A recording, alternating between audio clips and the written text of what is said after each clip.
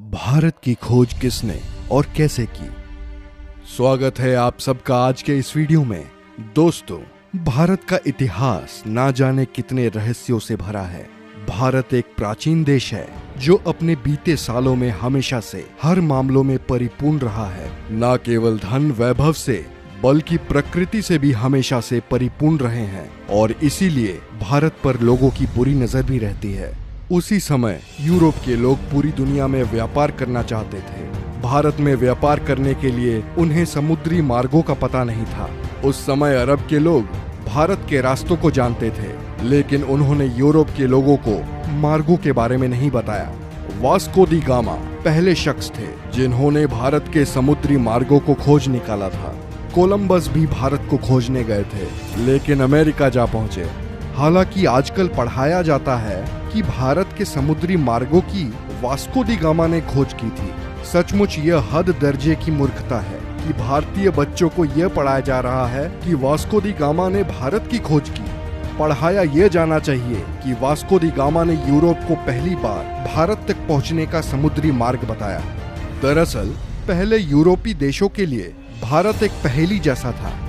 Europe अरब के देशों से मसाले, मिर्च आदि खरीदता था, लेकिन अरब देश के कारोबारी उन्हें ये नहीं बताते थे कि यह मसाले वह पैदा किस जगह करते हैं। यूरोपीय इस बात को समझ चुके थे कि अरब कारोबारी उनसे जरूर कुछ छुपा रहे हैं। ये कारोबारी अरब के उस पार पूर्वी देशों से ज्यादा परिचित नहीं थे। जहां तक सवाल भारत का है तो इसके एक और हिमालय की ऐसी श्रृंखलाएं हैं जिसे पार करना उस दौर में असंभव ही था।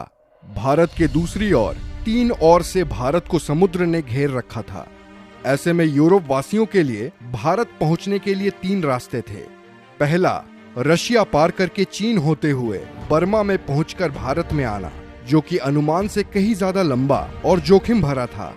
दूसरा रास्ता था अरब और ईरान को पार करके भारत पहुंचना, लेकिन यह रास्ता अरब के लोग इस्तेमाल करते थे और वे किसी अन्य को अंदर घुसने नहीं देते थे। तीसरा रास्ता समुद्र का था, जिसमें चुनौती देने वाला सिर्फ समुद्र ही था। वास्को दी गामा एक पुर्तगाली नागरिक था जो पेशे से एक नाविक था। इसका जन्म 1460 ईस्वी में पुर्तगाल के साइनस में माना जाता है। उस समय में अरब के लोग यूरोप में मसाला बेचा करते थे जो वो भारत से लाते थे। यूरोप में इन मसालों की मांग बहुत ज्यादा थी, इसीलिए यूरोप के लोग भारत जाकर मसाले लाना चाहते थे, लेकिन उनके लिए भारत जाने का रास्ता दुर्गम भरा था।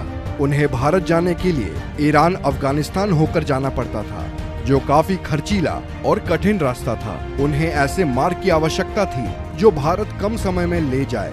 ऐसा मार्ग केवल समुद्र के जरिए ही संभव था। वास्को द गामा ने भारत के इन रास्तों की खोज करने की ठानी और इस ऐतिहासिक सफर पर निकल पड़े। वर्ष 8 जुलाई 1497 में वास्को दी गामा ने अपने साथियों के साथ भारत की खोज के लिए रवाना हुए। उसके जहाजी बेड़े में 4000 और 170 के करीब आदमियों का दल था। सबसे बड़े जहाज सेंट गैब्रियल पर वह खुद था। सबसे पहले वो अफ्रीका के अंतिम छोर कैप ऑफ गुड होम नामक स्थान पर पहुंचा।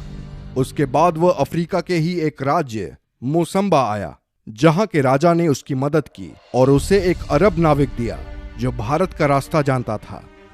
वास्को दी गामा भारत कब आया? वास्को दी गामा अफ्रीका महाद्वीप का चक्कर लगाकर भारत के कालीकट बंदरगाह केरल पर पहुंचा था। 20 मई 1498 की तारीख थी जब वास्को दी गामा भारत के कालीकट बंदरगाह पर पहुंचा। भारत की खोज का यह सफर करीब 10 महीनों का रहा। भारत आकर वास्को दी गामा ने स्थानीय राज्य के राजा से व्यापार का समझौता किया। उसने कई प्रकार के मसाले खरीदे। भारत से पुर्तगाल आने के दौरान समुद्री तूफान से उसके जहाजी बेड़े को नुकसान पहुंचा और उसके दल के कई लोग मारे गए। पुर्तगाल लौटने पर उसका भव्य स्वागत किया गया।